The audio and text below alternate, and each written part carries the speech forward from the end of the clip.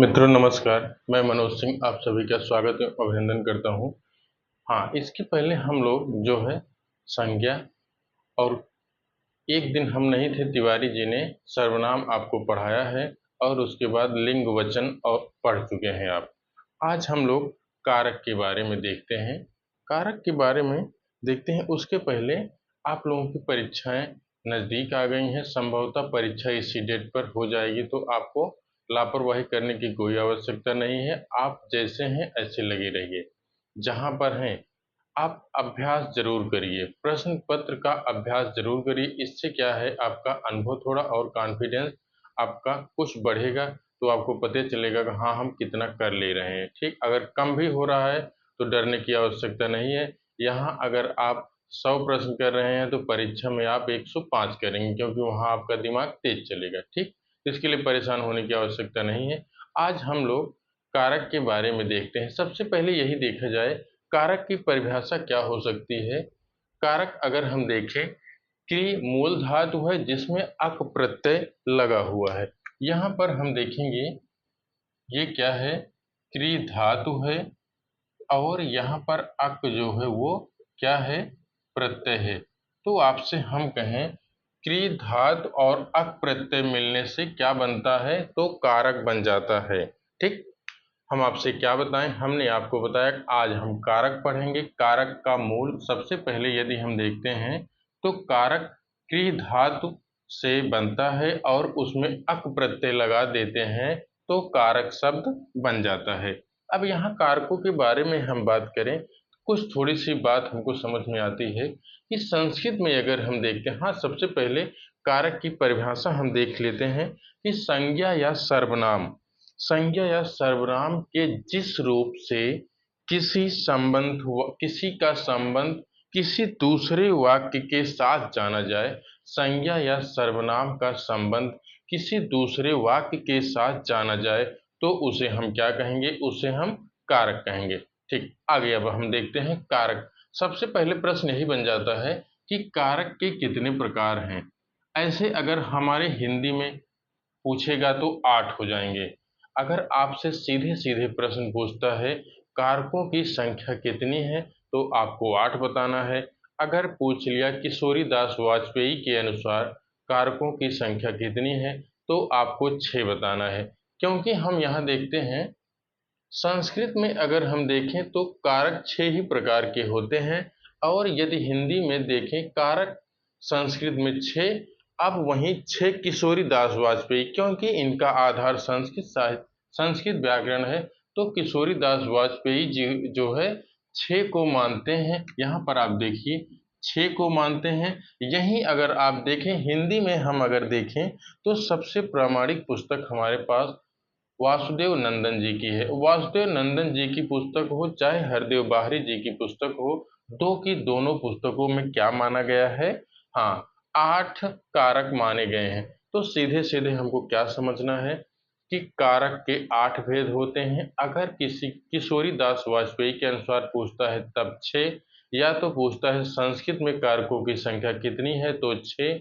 अगर कुछ नहीं कहता है, सिर्फ इतना पूछता है कि कारकों कारक कितने प्रकार का होता है, तो आपको 8 प्रकार के कारक बताना है। ठीक, अब यहाँ पर हम देखते हैं, आप समझ गए हैं कि किशोरी दास वाजपेयी के अनुसार कितने कारक हैं और संस्कृत में कितने हैं और हिंदी में हैं। अब आपसे हम पूछें तो संस्कृत में कितने कारक हैं, तो आप हमको बताएंगे 6। किशोरी दास वाजपेयी के अनुसार कितने कारक हैं, 6। अब आपसे हम पूछें हिंदी में कितने कारक हैं, तो आप बताएंगे 8। अगर हम आपसे पूछें वासुदेव नंदन और हरदेव बाहरी के अनुसार कारकों की संख्या कितनी, तो आप बताएंगे 8। अब यहाँ पर वही हम जो है क्या है, वही कारक को देखते हैं। एक बार सरसरी निगाह से इनको हम देख लेते हैं, उसके बाद एक एक करके देखते हैं। अब यहाँ प्रथमा द्वितीय तृतीय चतुर्थी पंचमी षष्ठी सप्तमी और संबोधन, ये आपके विभक्ति हो गए। यहाँ पर कारक हो गए और यहाँ कारक के चिन्ह हो गए। तो आपको यहाँ देखना है कि प्रथम, अगर हम प्रथमा की बात करें तो कर्ता ने, ऐसे हम लोग जानते हैं कर्ता ने, कहीं कहीं कर्ता में ने का प्रयोग आपको नहीं मिलता है, तो वहां आपको समझना होगा कि ने का प्रयोग। अभी जब एक एक करके हम पढ़ेंगे तब उसमें आपको विस्तृत उदाहरण सहित बताएंगे। ठीक, अभी यहाँ कर्ता ने कर्म को, जहां कर्म होता है, जहां देखिए यहाँ कर्ता में जहां कर्ता प्रधान, कर्ता के माध्यम से ने का प्रयोग आपको पता चले तो वहां आपको कर्ता करना है। अब यहाँ दूसरे नंबर पर हम कहें कर्म। कर्म क्या होता है? जैसे कोई भी कर्म किया जाए, जैसे वह पत्र लिखता है, तो क्या होगा? वहां कर्म आपका छिपा हुआ है। क्या है?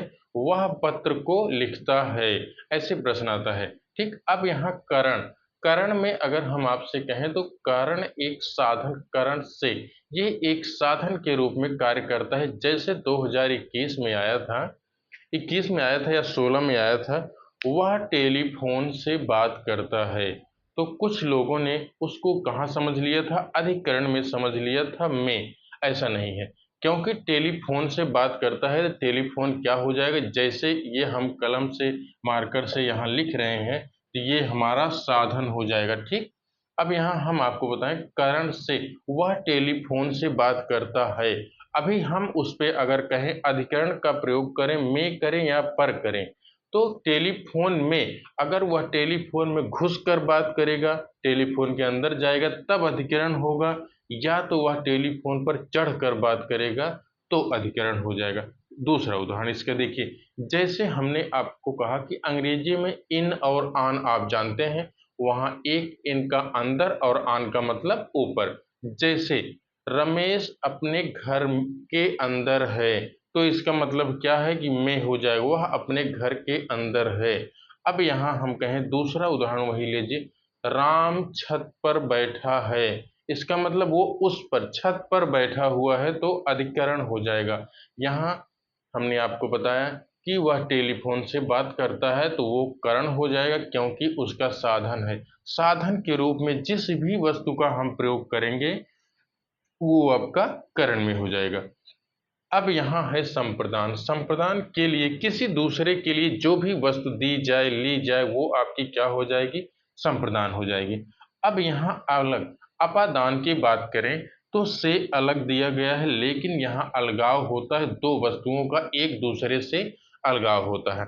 अभी हम उदाहरण में आगे देखेंगे। अब यहाँ संबंध की बात करें, कोई वस्तु किसी के संबंध के बारे में बताए तो संबंध हो जाएगा। हमने अधिकरण को अभी बता दिया। और संबोधन क्या है? हे भो अरे, किसी को संबोधन या संबोधित किया जाए तो क्या होगा? वो जो है आपका हो जाएगा संबोधन। यहाँ पर प्रथमा, द्वितीय, तृतीय, चतुर्थी, पंचमी, षष्ठी और सप्तमी और संबोधन। यहाँ पर कर्ता, कर्ता ने कर्म को करण से, संप्रदान के लिए अपादान से अलग, संबंध का, की, के, रा, री, रे, और अधिकरण में पर, संबोधन हे भो अरे।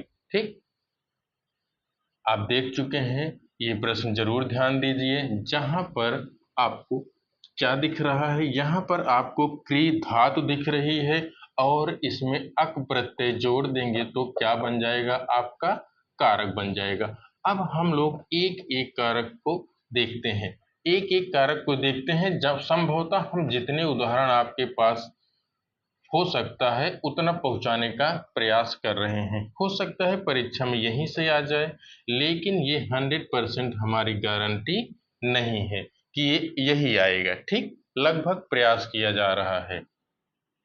ठीक, अब यहाँ पर हम देखें तो कर्ता कारक, अब इसके चिन्ह की बात करें तो क्या हो जाता है? ने हो जाता है। कर्ता कारक में अगर हम देखें तो कर्ता के विषय में अगर हम देखते हैं तो क्या है? वाक्य में, हाँ, वाक्य में जो शब्द, वाक्य में जो शब्द काम करने, वाक्य में जो शब्द काम करने वाले अर्थ, काम करने वाले अर्थ में आता है वाक्य में जो शब्द काम करने वाले अर्थ में आता है उसे कर्ता कारक कहते हैं। उसे कर्ता कारक कहते हैं। ठीक। अब यहाँ पर कर्ता कारक की परिभाषा क्या है? वाक्य में जो शब्द काम या वहां आप कार्य भी कर सकते हैं, काम करने वाले अर्थ में आता है उसे हम कर्ता कारक कहते हैं। अब यहाँ पर हम देखें, यहाँ पर क्या देखेंगे? यहाँ पर हम कुछ उदाहरण देखेंगे जो कर्ता कारक के उदाहरण हैं। जैसे हम आपसे कहें पहला, राम ने पुस्तक पढ़ी, तो क्या हो जाएगा? यहाँ पर क्या हो जाएगा? क्योंकि राम पुस्तक पढ़ रहा है। ठीक, पहला हो गया। अगर यही दूसरे हम बात करें, दूसरा उदाहरण, मोहन खेलता है। दूसरे उदाहरण की बात करें तो मोहन खेलता है। अगर यहीं चौथे की बात करें तो शिक्षक, ये आया है परीक्षा में, शिक्षक ने पाठ को पढ़ाया। अब यहाँ पर अगला हम देखते हैं, एक और उदाहरण आपको पूछा गया है, राहुल ने PhD पूरी कर ली। ठीक, यहाँ पर क्या हो जाएगा? यहाँ पर हमने आपको बताया कि कौन सा कर्ता कारक, कर्ता कारक में हमने आपको क्या बताया कि जहां वाक्य में जो शब्द कार्य करने अर्थात काम करने वाले का अर्थ दे तो उसे क्या कहेंगे? कर्ता कारक कहेंगे। कर्ता कारक में हमने देखा, राम ने पुस्तक पढ़ी, मोहन खेलता है, शिक्षक ने पाठ को पढ़ाया, राहुल ने PhD पूरी कर ली। ये तो कर्ता हो गया। अब इसके बाद दूसरे नंबर पर हम देखते हैं कौन सा? दूसरे नंबर पर हम देखते हैं कर्म कारक। कर्म का, जैसे कर्ता ने, वैसे चिन्ह क्या हो जाएगा कर्म का? कर्म को। ठीक, अब यहाँ पर दूसरे नंबर पर हम देखते हैं कर्म को। हाँ, दूसरे नंबर पर कर्म कारक। ठीक, अब यहाँ पर हम देखते हैं कर्म कारक। कर्म कारक में हम देखें वाक्य की, हाँ, इसमें क्या हो जाएगा? वाक्य को, नहीं, वाक्य में क्रिया का फल सीधे, वाक्य में क्रिया का फल, हाँ, फल जिस शब्द पर पड़ता है, जिस शब्द पर पड़ता है उसे कर्म कारक कहते हैं। ठीक, अब यहाँ पर देखें क्या है कि वाक्य में क्रिया का फल जिस शब्द पर पड़ता है उसे कर्म कारक कहते हैं। अगर यहाँ हम कहें पहले नंबर पर, एक नियम इसका क्या है? कर्म का दो नियम आपको यहाँ देखना है। एक नियम क्या हो गया? जैसे बुलाना, आप किसी को बुलाएं, बुलाना, सुलाना, बुलाना, सुलाना, कोसना, पुकारना, जगाना और भगाना, जगाना और भगाना आदि क्रियाओं के साथ, आदि क्रियाओं के साथ को का प्रयोग होता है।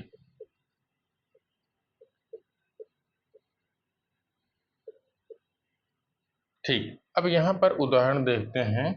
पहला, मैंने हरि को बुलाया,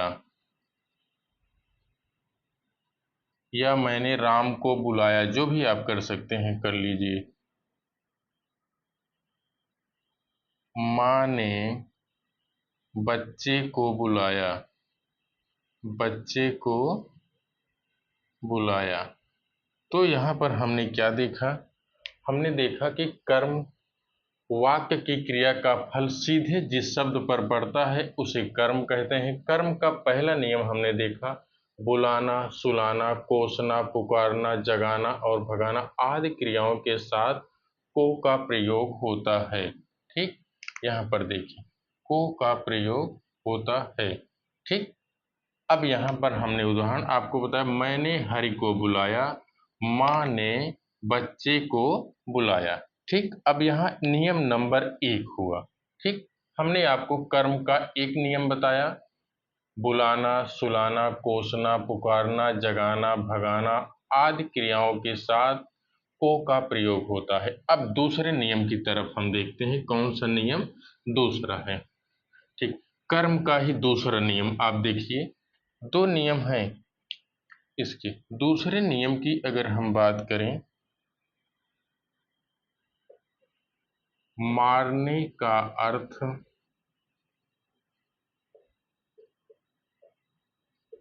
पीटना, पीटना मतलब मारने का अर्थ पीटना होता है, तो को का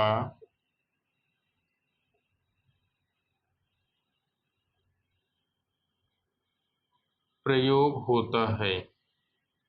अब यहाँ पर देखें, मारने का अर्थ यदि पीटना होता है तो को का प्रयोग होता है। यदि, अब यहीं देखें दूसरे नंबर पर, यदि यदि मारने का अर्थ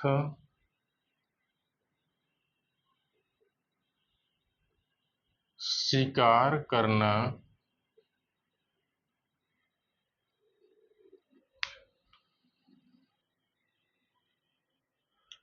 हाँ, यदि मारने का अर्थ शिकार करना होता है तो को का प्रयोग नहीं होता है, को का प्रयोग नहीं होता है। अब यहाँ पर हम लोग देखें, क्या हमने आपको हाँ कर्म का दूसरा नियम बताया, कर्म कारक का। मारने का अर्थ पीटना होता है तो को का प्रयोग होता है, और यदि मारने का अर्थ शिकार करना होता है तो को का प्रयोग नहीं होता है। अब यहाँ दोनों के उदाहरण हम देख लेते हैं कैसे। जैसे पहला हम देखें, पहला क्या है, हरि ने बैल को मारा, हरि ने बैल को मारा। तो यहाँ पर क्या है, यहाँ मारने का अर्थ पीटने का है, इसीलिए को का प्रयोग यहाँ पर हुआ है। अगर यहाँ दूसरे उदाहरण की हम बात करें तो लोगों ने चोर को मारा, लोगों ने चोर को मारा। तो यहाँ क्या हो जाएगा, यहाँ को का प्रयोग हो जाएगा। अब यहाँ दूसरी तरफ हम देखें, दूसरी तरफ क्या हो जाएगा, जैसे अब यहाँ मारने का अर्थ शिकार करना होगा जिसमें को का प्रयोग नहीं होगा। शिकारी ने बाघ मारा, तो इसमें को का प्रयोग नहीं होगा। दूसरे उदाहरण में हम अगर देखें, मछुए ने मछली मारा, क्या है, मछुए ने मछली मारा।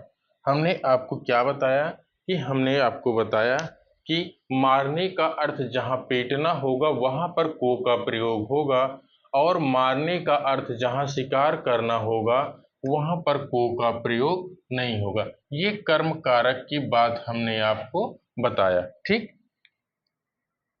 ठीक, यहाँ दो उदाहरण और देख लेते हैं हम। दो उदाहरण कौन से हैं? एक उदाहरण इसको देख आगे देखते हैं। उदाहरण यहाँ आप देख लिए हैं कि मारने का अर्थ जहाँ पीटने का होता है वहां पर को का प्रयोग होता है, और जहाँ मारने का अर्थ शिकार करना होता है वहां पर को का प्रयोग नहीं होता है। अब यहाँ कर्म कारक के मुख्य रूप से कर्म कारक के दो उदाहरण ऐसे हैं जो आपसे परीक्षा में पूछे गए हैं। पहला क्या है? सीता फल खाती है। ठीक, अब यहाँ पर आप देखें तो क्या हो जाएगा? सीता फल खाती है। तो यहाँ पर कर्म कारक हो, क्योंकि कार्य क्या करे? फल खाने का उसका कर्म हो रहा है। लेकिन यहाँ पर हम समझें तो सीता फल को खाती है, तो यहाँ कर्म कारक हो जाएगा। को यहाँ पर छिपा हुआ है। जैसे हमने आपको पहले ही बताया है, कहीं कहीं ने का भी प्रयोग और को दोनों का प्रयोग लुप्त रहता है, हमको वहाँ थोड़ा समझना पड़ता है। अगर यही दूसरे उदाहरण की बात करें तो हम क्या हो जाएगा? मैंने मैंने पत्र लिखा। अब यहाँ पर आप देखें, यहाँ भी कर्म हो रहा है, क्योंकि लिखने का कार्य हो रहा है तो कर्म कारक होगा। लेकिन यहाँ हम कह सकते हैं मैंने पत्र को लिखा। यहाँ को विभक्ति हमारी जो है छिपी हुई है। ठीक, अभी आपको हमने बताया कर्म कारक। कर्म कारक में हमने आपको बताया कि जहाँ पर बुलाना, सुलाना, भगाना आदि शब्दों का प्रयोग होता है वहाँ पर को का प्रयोग होता है पहले नंबर। दूसरे नंबर पर हमने आपको बताया जहाँ पर मारने का अर्थ पीटना होता है वहाँ पर को का प्रयोग होता है, और जहाँ मारने का अर्थ शिकार करना होता है वहाँ पर को का प्रयोग नहीं होता है। ठीक है, एक बात और, कहीं कहीं कर्म को जो है इसका कारण, को जो है चिन्ह इसका कहीं कहीं लुप्त होता है, उसे हमें समझना पड़ता है। ठीक, अब यहाँ पर हम देखते हैं, जैसे हमने कर्ता को देख लिया, कर्ता, और उसके बाद हमने कर्म को देख लिया। अब हम देखते हैं तीसरी तीसरी विभक्ति। तीसरी विभक्ति में क्या है? करण है। अब यहाँ हम तीसरे नंबर पर देखते हैं करण कारक। करण कारक, हाँ, करण कारक की हम बात करें, इसके चिन्ह की बात करें तो करण क्या हो जाएगा? करण आपका से द्वारा चिन्ह हो जाएगा। अब यहाँ पर आप देखें, उदाहरण के रूप में हम पहले परिभाषा देखते हैं। परिभाषा क्या है? वाक्य के जिस शब्द से वाक्य के जिस शब्द से वाक्य के जिस शब्द से क्रिया के क्रिया के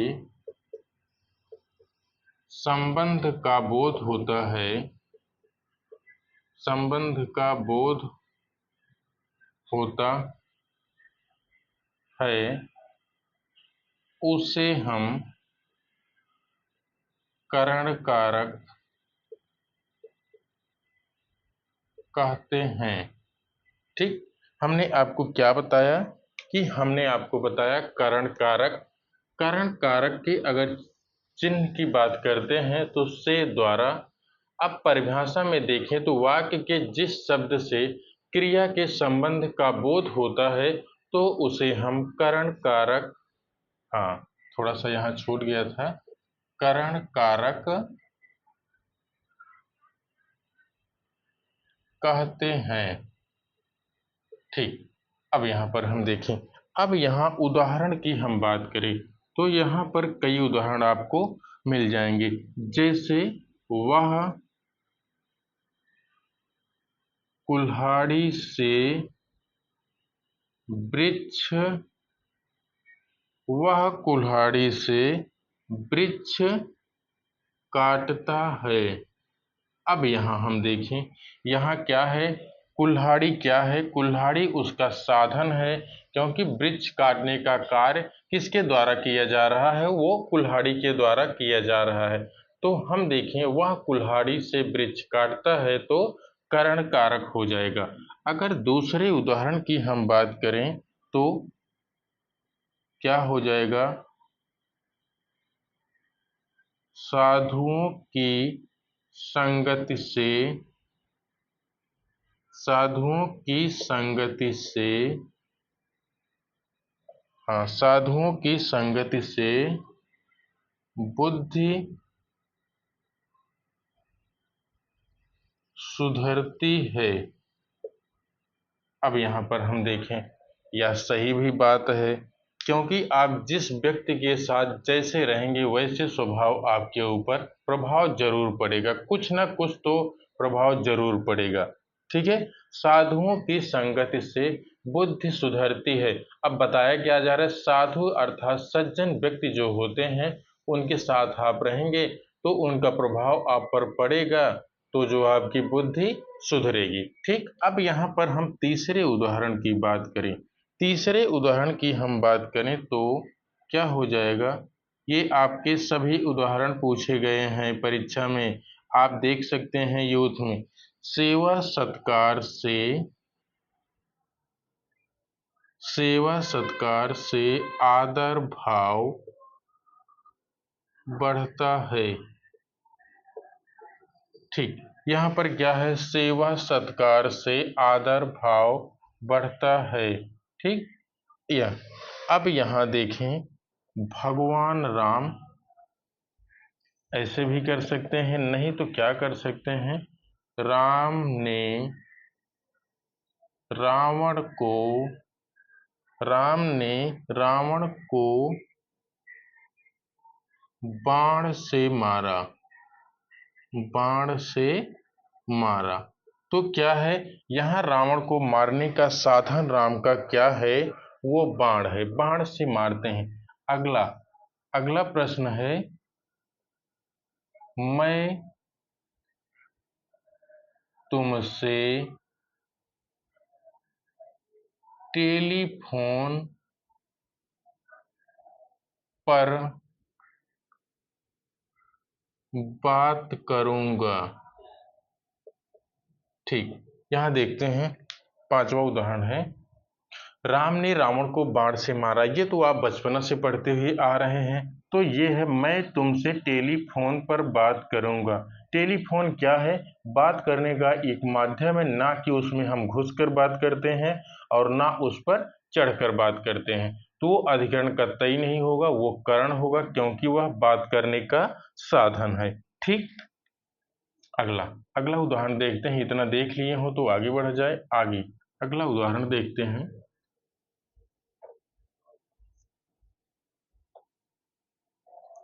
हाँ, अगला छठा उदाहरण हम देखते हैं। छठा उदाहरण क्या है? उसने उसे, उसने उसे छल से पराजित किया। अगला उदाहरण क्या है? हमने आपको बताया, उसने उसे छल से पराजित किया। अगर यहाँ सातवें उदाहरण की हम बात करें तो क्या है? लड़का दर्द के मारे छटपटाता रहा। ठीक, अगला उदाहरण है आठवां, सह हस्तेन खादति। तो क्या है? वह हाथ से खाता है। तो खाने का साधन क्या है? हाथ, हाथ उसका साधन है। ठीक, अब यहाँ पर आप देखें, कर्ण हमने बताया था, से के द्वारा वाक्य में जिस शब्द से क्रिया के संबंध का बोध होता है उसे हम कर्ण कारक कहते हैं। जैसे उसे, उसने उसे छल से पराजित किया, लड़का दर्द के मारे छटपटाता रहा, सा हस्तेन खादति, और मैं तुमसे टेलीफोन पर बात करूंगा। ये क्या है? करण कारक। 3 हम लोग पढ़ चुके हैं, कर्ता, कर्म और करण। ठीक,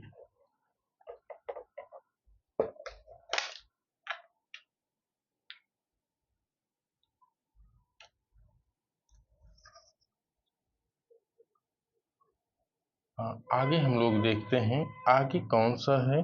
तो क्या हो जाएगा, चौथे नंबर पर हो जाएगा संप्रदान।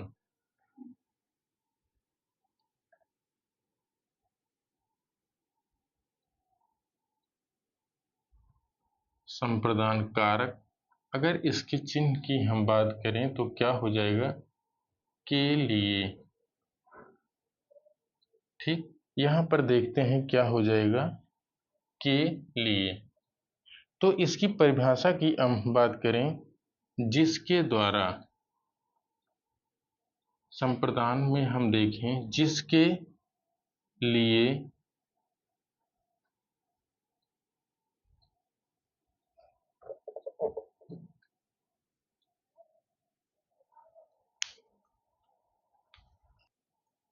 हाँ, इसमें देखते हैं जिसके लिए कुछ किया जाए या जिसको कुछ दिया जाए, इसका बोध कराने वाले, इसका बोध कराने वाले शब्द रूप को शब्द रूप को संप्रदान कारक कहते हैं। संप्रदान कारक कहते हैं। ठीक, अब यहां पर हम देखें उदाहरण। जैसे पहला उदाहरण क्या है, गुरु जी को फल दो। अर्थात यहाँ देने की बात कही जा रही, क्या कही जा रही है, गुरु जी को फल दिया जाए, तो फल देने की बात कही जा रही। अगला भूखे के लिए, अगला है भूखे के लिए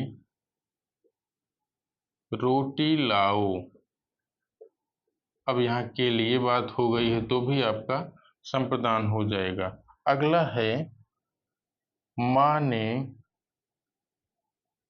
ने बच्चे को खिलौने खरीदे, खिलौने खरीदे। तो यहाँ किसके लिए बात हो जाएगी, बच्चों के लिए बात हो जाएगी। ठीक, अगला प्रश्न हम देखते हैं, उसने अपने मित्र को, उसने अपने मित्र को पुस्तकें दी। तो क्या हो जाएगा, यहाँ संप्रदान। अब सीधे सीधे आपको समझना है, जहां पर किसी को देने या लेने की बात कही जाए तो वहां पर संप्रदान हो जाएगा। जैसे गुरु जी को फल दो, भूखे के लिए रोटी लाओ, माँ माँ ने बच्चे को खिलौने खरीदे, उसने अपने मित्र को पुस्तकें दी। ठीक, अब यहाँ पर आप देखे हैं संप्रदान। संप्रदान में आप देख चुके हैं। अब इसके बाद अगर संप्रदान के बाद हम बात करें तो कौन सा आ जाएगा, अपादान आ जाएगा, 5वां नंबर। पंचमी की अगर हम बात करें तो अपादान। अपादान का अर्थ तो आप जानते हैं, जहां पर आधार से अलग, अर्थात एक वस्तु दूसरी वस्तु से अलग हो जाए तो वहां पर क्या होगा, वहां पर अपादान होगा। 5वें नंबर पर हम बात करें अपादान।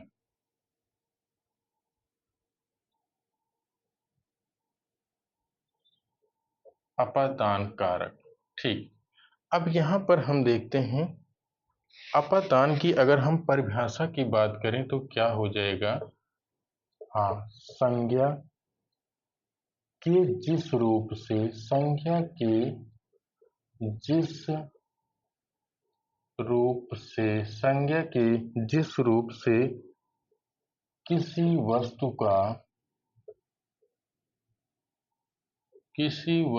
का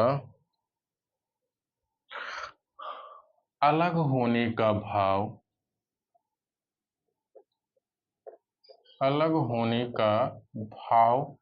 प्रकट हो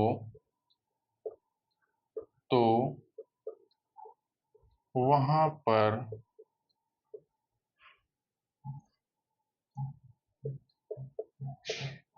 अपादान कारक होता है। ठीक, अब यहाँ पर हम देखें एक नियम और है। दूसरा नियम अगर हम देखें, जहां पर अगर दूसरे नियम के बारे में हम बात करें, जहां पर संज्ञा के जिस रूप से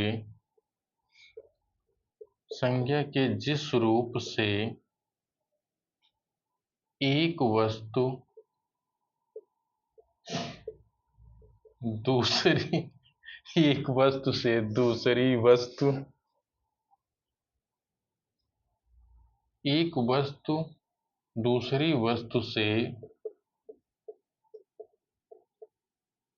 तुलना की जाए, एक वस्तु दूसरी वस्तु की तुलना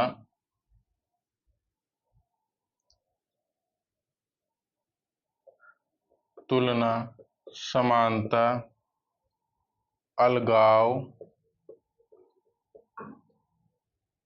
डर आदि का भाव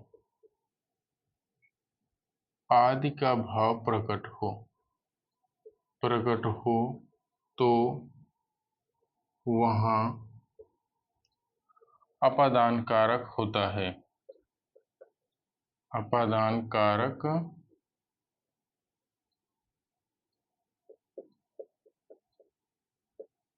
होता है। ठीक, अगला नियम, एक नियम और इसमें है, इसे हम देखें कहीं सीखने के अर्थ में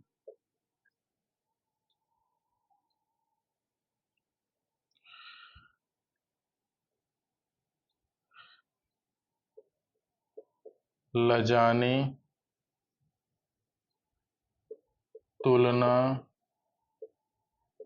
घृणा,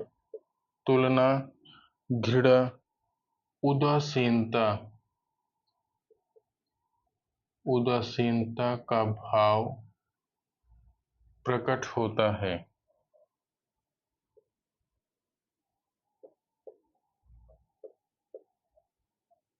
ठीक, अब यहाँ पर आप देखिए हमने क्या बताया। अपादान कारक संज्ञा के जिस रूप से किसी वस्तु का अलग होने का भाव प्रकट हो तो वहां अपादान कारक होता है, पहला।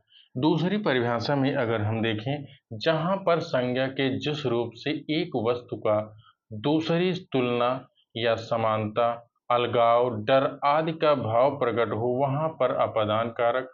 सीखने के अर्थ में, लजाने के अर्थ में, तुलना, घृणा, उदासीनता का भाव जहां प्रकट होता है वहां पर कौन सा कारक होता है, तो वहां पर अपादान होता है। आइए हम लोग इसके बाद अपादान की परिभाषा देख चुके हैं, अब हम इसके बाद इसके उदाहरणों को देखते हैं। देख लीजिए एक बार, उसके बाद आगे बढ़ा जाए।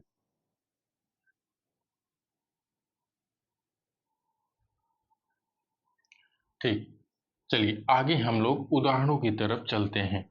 परिभाषा से ज्यादा मुख्य आपका उदाहरण है। उदाहरण जो है वो आपकी परीक्षाओं में पूछे जाएंगे, ऐसी परिभाषाएं तो आप समझ लेंगे।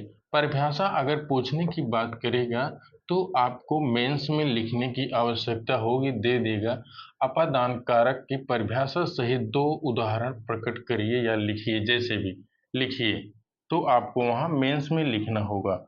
अब यहाँ इसके उदाहरण की हम अपादान की बात करें तो क्या हो जाएगा, विद्यार्थी अब यहाँ क्या है, विद्यार्थी अध्यापक से सीखते हैं। अब हमने आपको बताया था परिभाषा में सीखने का अर्थ अपादान में हो जाएगा। क्या है, विद्यार्थी अध्यापक से सीखते हैं। अब यहाँ पर हम कहें कि राम श्याम से अधिक समझदार है, तो क्या हो जाएगा, यहाँ पर यहाँ राम और श्याम की तुलना की जा रही, यहाँ पर सीखना हो जाएगा, ठीक, और यहाँ पर तुलना।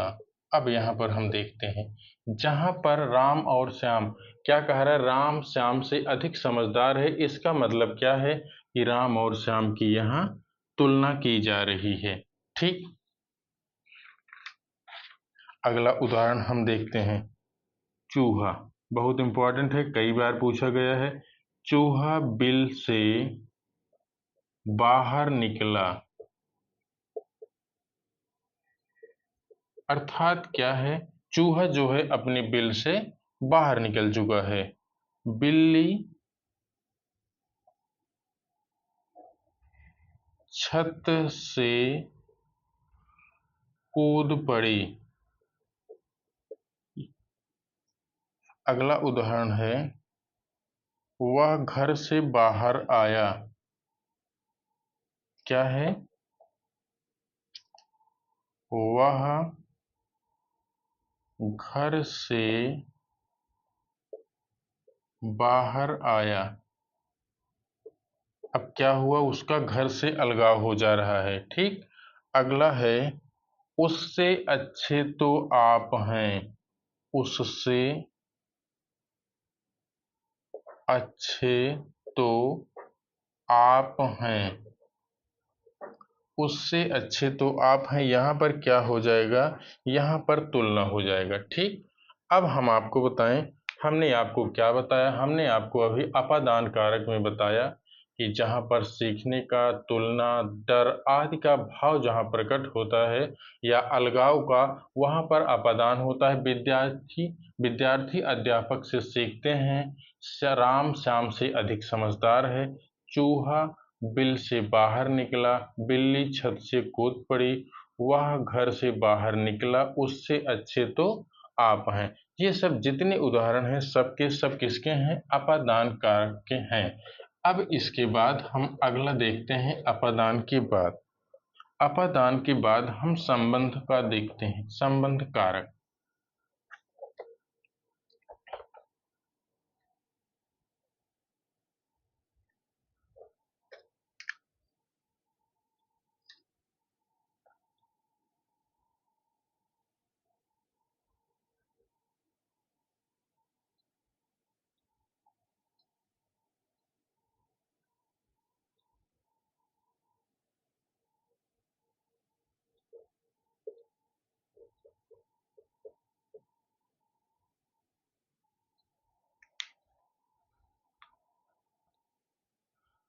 हाँ मित्रों, आइए हम लोग संबंध कारक के बारे में देखते हैं।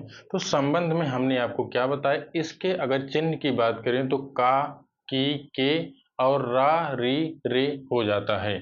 इसके अगर बात करें तो यहाँ पर आप देखिए, अगर इसकी परिभाषा के बारे में हम देखते हैं तो क्या होता है, संज्ञा या सर्वनाम के जिस रूप से किसी अन्य शब्द के साथ संबंध या लगाव प्रतीत होता है उसे संबंध कारक कहते हैं। सीधे सीधे सरल भाषा में हम समझें, संज्ञा या सर्वनाम के जिस रूप से हमें किसी वस्तु के संबंध में लगाव या संबंध जो भी प्रतीत होता है उसे हम क्या कहते हैं, उसे हम संबंध कारक कहते हैं। अब यहाँ पर हम देखें, उदाहरण की बात करें, पहले उदाहरण में तो कमल की किताब मेज पर है, अर्थात क्या है, कमल का संबंध उसकी पुस्तक से है, तो कमल की किताब मेज पर है, अर्थात मेज पर जो किताब रखी हुई वो किसकी है, वो कमल की है, ठीक। राम का घर दूर है, अर्थात राम का संबंध उसके घर से पता चल रहा है। क्या पता चल रहा है कि राम का घर दूर है, अर्थात राम का घर दूर है। ठीक, अब यहाँ पर देखें, यह मेरा घर है, अर्थात मैं अपने घर के बारे में बात कर रहा हूँ। तो क्या है कि जैसे आपसे कहे कि यह मेरा घर है, अर्थात संबंध है कि मेरा घर ही है। अब यहाँ पर अगला देखते हैं, मानवी मेरी बेटी है, अर्थात मानवी एक लड़की है जो मेरी बेटी है, उसके बारे में संबंध बता, अर्थात हमारा और हमारी बेटी के बीच में संबंध बताया जा रहा है, पिता और पुत्री का संबंध है। तो यहाँ क्या, मानवी मेरी बेटी है, तो मानवी जो है वो पुत्री के रूप में है, इसीलिए यहाँ संबंध दिखाया जा रहा है। अब देखिए, संबंध के बारे में इतना ही हम लोग देख रहे हैं। क्या है, इसकी परिभाषा के बारे में बात करें, संज्ञा या सर्वनाम से जिस संज्ञा या सर्वनाम से जिसका संबंध प्रतीत हो, अर्थात एक दूसरे का संबंध या लगाव जहां पर प्रतीत हो वहां पर संबंध कारक हो जाता है। परिभाषा और उदाहरण आप देख चुके हैं, अगला देखते हैं हम अधिक। इसके बाद संबंध के बाद अगर हम कारक की बात करें तो कौन सा आ जाएगा, संबंध की अगर हम संबंध के बाद अगर देखें तो अधिकरण हो जाता है। ठीक, अब यहाँ अगला हम देखते हैं कारक अधिकरण। ठीक, अब यहाँ देखते हैं अधिकरण, अधिकरण हो जाता है। ठीक, अधिकरण में हमने आपको बताया था अधिकरण कारक, अधिकरण कारक में अगर हम चिन्ह की बात करें तो क्या हो जाएगा, में और पर।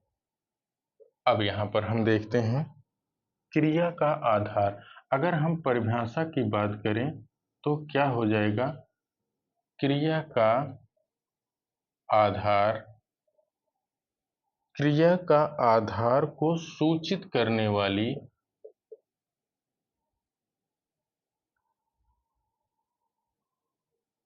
हाँ यहाँ पर देखें, क्रिया या आधार को सूचित करने वाला या वाली संज्ञा, सर्वनाम, क्रिया या आधार को सूचित करने वाली संज्ञा या सर्वनाम के रूप को अधिकरण कहते हैं, अधिकरण कहते हैं। अब यहाँ पर आप देखिए, इसके उदाहरणों की अगर हम बात करें तो अधिकरण के उदाहरण कौन हो जाएंगे, जैसे हमने आपसे कहा कि फ्रिज के अंदर क्या है। अब आपसे कोई अगर पूछे तो फ्रिज के अंदर क्या है तो कौन सा कारक बताएंगे। यहाँ पर हमने आपसे बताया था कि जो चीज अंदर, जैसे राम घर के अंदर है, फ्रिज के अंदर बंद है, अर्थात उसमें में हो जाएगा। तो में किस में है, अधिकरण में है। ठीक, अभी फ्रिज पर ऊपर अगर रख दिए, उसके बाहर जो ऊपर बना रहता है अगर उस पर रख दिया जाएगा तो पर हो जाएगा। ठीक, अब यहाँ पर अधिकरण में हम देखें फ्रिज के अंदर क्या है, पहला उदाहरण, और दूसरा उदाहरण हम देखें कमरे के कमरे के बीच में पंखा लगा है। अब यहाँ बात करेंगे तो कमरे के अंदर की बात हो रही, वहां पर क्या है, वहां पर दो पंखे लगे हुए हैं। वह शाम को या राम शाम को गंगा किनारे जाता है। क्या है, राम शाम को गंगा के किनारे जाता है। ठीक, अगला देखते हैं, चौथा उदाहरण देखते हैं, वह अगले साल, वह अगले साल आएगा। अब इसमें थोड़ा सा कंफ्यूजन हो सकता है आपको।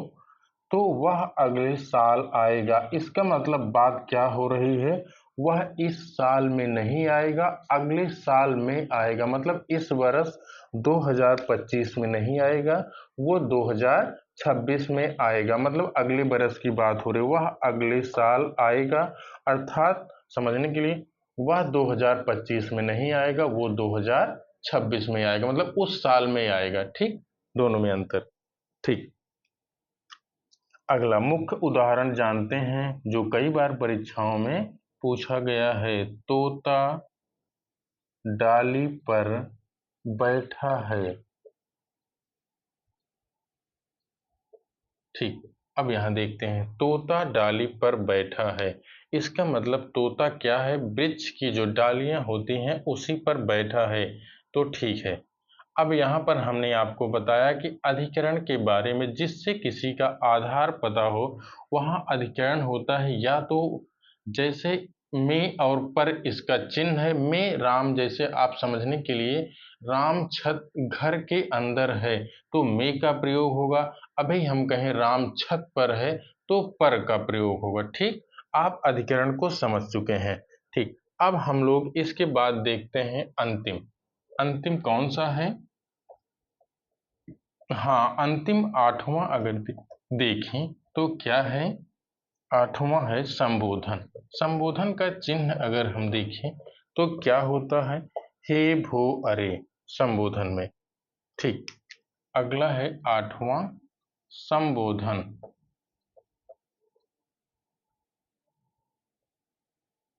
कारक। हे भो अरे। ठीक, अब यहाँ पर हम देखते हैं इसकी परिभाषा का। जिस, हाँ, संज्ञा के संज्ञा के जिस रूप से, संज्ञा के जिस रूप से किसी, संज्ञा के संज्ञा के जिस रूप से किसी के पुकारने, संज्ञा के जिस रूप से पुकारने या संकेत करने का भाव प्रकट होता है, भाव प्रकट होता है, उसे संबोधन कारक कहते हैं। ठीक, अब यहाँ पर देखें, हमने आपको बताया कि संबोधन हे भो अरे, संज्ञा के जिस रूप से किसी पुकारने या संकेत करने का भाव प्रकट होता है, वहां पर संबोधन कारक चिन्ह होता है। अब इसके उदाहरण की हम बात करें तो क्या है? हे भगवान। अब इसके कारक की हम बात करें तो हे भगवान, विस्मयादि बोधक चिन्ह का प्रयोग रहेगा। मेरी रक्षा कीजिए, मेरी रक्षा कीजिए।